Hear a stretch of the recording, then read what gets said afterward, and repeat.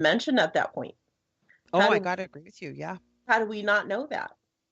Because we weren't there. How do we know that that spirit or spirits didn't yank her somewhere else momentarily with her something that she believed to be her animal in her own neighborhood? Oh, I agree with you. Totally agree with you. People hear this that have never been exposed to the fact that on the other side, there is no time. There is no past, present, future. As I understand, it's happening at the same time. There are infinite numbers of timelines. And apparently, we can shift from timeline to timeline and not even realize it ourselves. So when you're Mm-hmm. involved with something that powerful, I hear you. I agree with you. That could have totally have happened. She could have been yanked into a different timeline and then Mm-hmm. shifted back. Hmm. Oh yeah, and Absolutely. the same guardian or what are guardians who would trip her into some other realm of what of consciousness, and while she is infirmed, let's say, because they don't actually technically call what happens to her a possession, which I really want to write the person who actually wrote the book and find out how they know what they know, because that's just really odd. Some things just don't make sense to me. Um, and I'm a person that likes to make sense of things. Yeah. Well, you know what? You don't have to have a full-blown possession to the point of something like from The Exorcist to not have a serious attachment issue. Oh no, Or, yeah, I was I'm agreeing with you. I was going to say that the reason why this doesn't make sense is because she ends up incensed to the point where she experiences time loss, it becomes comatose, and whatever it is actually using her body as a chalkboard, like on her arms and her Oh, thighs. I mean, there's pictures of whatever it is writing saying that that she belongs to blah and blah. I'm not going to say the word the name out loud. yeah, yeah. And the reason, folks, that we don't, well, I personally don't do it, I You won't read drag my more, mind. it You're reading it is again. because you're giving power to something that doesn't deserve it. Well, So, or I say, you know what? And I just had somebody say something, and I'm going to quote them because I thought it was so awesome. Our words are spells. And what she meant by that is everything's energy. So what you put out there, you give it recognition, you give it more power, you give it more energy. exactly. So it's not a fear-based perspective. It's the No. fact that, no, I choose not to give you any acknowledgement in any way, shape, or form. Hmm. I'm not going to Mhm. call you by the name that you choose. I'm not going to, fall into the trappings of some child that doesn't know any better. I mean, some children are smart enough to look back and go, heck with you. I don't go back to where you came from. Because, Mhm. I won't even mention where they come from because some of these things, I'm not here to tell you that they even come from HE double hockey sticks. They come from an alternative dimension completely. I agree with you. I agree with you. Absolutely. So, how do you know the difference between guardians, spirit guardians, guardian angels, and something malicious and malevolent that's just trying to pull your puppet strings?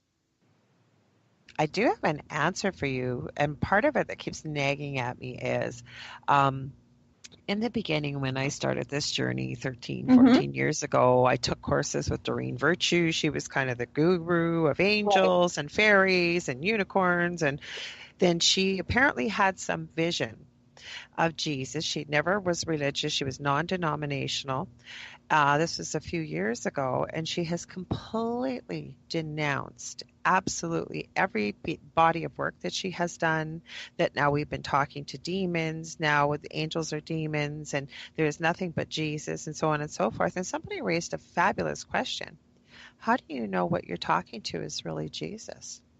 And you know what? I have to question it too, because this lady was really not that opinionated, very open-minded, and, really did a lot of good within the New Age spirituality community.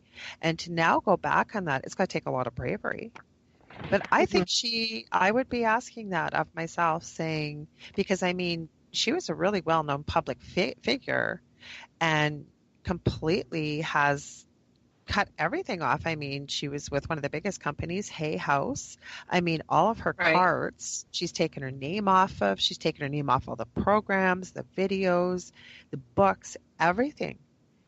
So to me, and I'm going to be really honest, I have listened to her and I've listened to her talk about Jesus. And to me, it almost sounded like there were a lot of conditions put on her relationship with this figure that she is identifying with Jesus. So I think it's a really good question that a couple people have been asking, more than a couple. How do you know you're really dealing with the real Jesus? Mm-hmm. That's an excellent question because, as we know, spirits and in general can be grand manipulators and tricksters. They have no Absolutely. reason to tell us the truth. So how do you know? Or if you're dealing with an earthbound, depending on what kind of situation. And I love too, I would just heard this, I've known it for a long time, but and you and I have talked about it, that if you're a real crappy person in this life, there's a good chance, if you're earthbound especially, you're going to carry that over with you and not be so nice on the other side either. Yeah, yeah, that's why I keep telling everybody. It's like everything comes down to choices. Um, you can wake up on the wrong side of the bed and be a complete grumpy grouch, but realize that your grouchiness is not only going to affect you, but everybody around you, and you don't know what's going to happen. I mean, your sweet little face could be the only hope that somebody sees the entire day. Even if you're just getting coffee at Sev's and opening the door for some sweet little old lady, maybe that's all she needed to keep going today. And if you didn't do that, how I do you know she doesn't go home and just, you know, wish she didn't existed? I mean, you're not under any high order to make the world a better place, but you're not under any order to demolish everything that you walk into either. I agree with you. And you know what? I've always been fascinated by near death experiences, and I kind of go on a bit of a run of them, hearing people's stories and then not. And I recently just posted this story of this gentleman. It was the most tragic, tragic story. Young man, love of his life he was married to. They were told they'd never be able to have children. They had a 7-year-old and they had a brand new baby. And I'm really hurrying the story along here. Absolutely horrific crash. His wife died, his baby died, and his 7-year-old was in the back seat, and he died. But then Oh my he God. goes through all of his near-death experience and what he learned and what he has brought back and made out of his life and the lessons that he's learned. And a lot of what you're talking about is the fact that exactly what does it take to take 2 seconds to make somebody else's day more, and talking about that love. And you know what, it's all I ever hear from these stories too. And I've been studying them. I'm 53 since I've been 17, and including patients. I'm also a nurse, worked in palliative care. I've had people had cardiac arrests and come back and share their stories. It's always the same type of story, that the love that has felt when they go back to source, most people describe it as home, and then return back here. And the reason why I'm talking about this is, to me, if you are really dealing with something of the light, we'll say, anybody that's dealt with something like that, and I'm talking about us humans here, they always come back and talk about this love. It is so overpowering. The fact that they're able to see how connected we all are to each other. We're a piece of each other, and the lessons that they bring back. And I just think they're so life-changing for somebody to hear. And so when you're hearing you talking about this tragic story of this Laura, and I think this is such a good question that you brought up, Sarah, is the fact, like, how do you tell the difference if this was really saying it was an angel? Hmm. How do we change people's perceptions on this, though? There's going to be doubters all the time. Oh yeah. But, anybody that's explained it to me, I work with angels and the archangelic realm and spirit, obviously. And I know, and I've also had extreme paranormal activity. And I definitely know the difference. So Hmm. has this girl really ever maybe even encountered something of the light? Has she always had this sort of dark around her, maybe, and Well, it's not funny been that able to know the difference? What love, sorry. no, it's all right. I wasn't trying to talk over you. that you say that, because I'm walking into, you're probably noticing this a lot too. If people aren't running to find God, they're awakening to really bizarre stuff. And Yeah. that's putting it mildly. There um so with that, we've got people who are, believing that they're awakening and becoming more in tune, or raising their level of vibration within the world, or that they're becoming psychic, or they're becoming some kind of other thing. Um, it's kind of weird, that all of this happens, and the changes that are happening within our world, within worlds here, and how fast you've got to be keeping up with things so that you can keep up with what actually is happening, so that you know what's real and what's not. But how do we tell?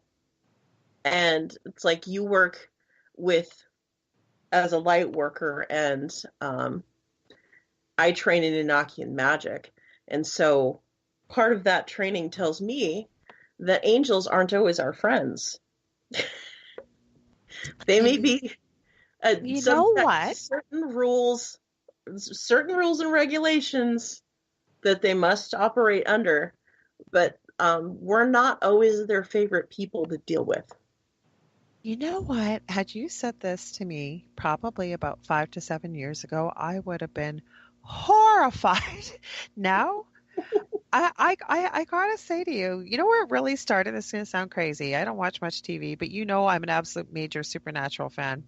And when they did, I think it was season 5, they started with the angels and making them horrible people, or no, not people, but horrible beings and stuff. And I was thinking, how could they?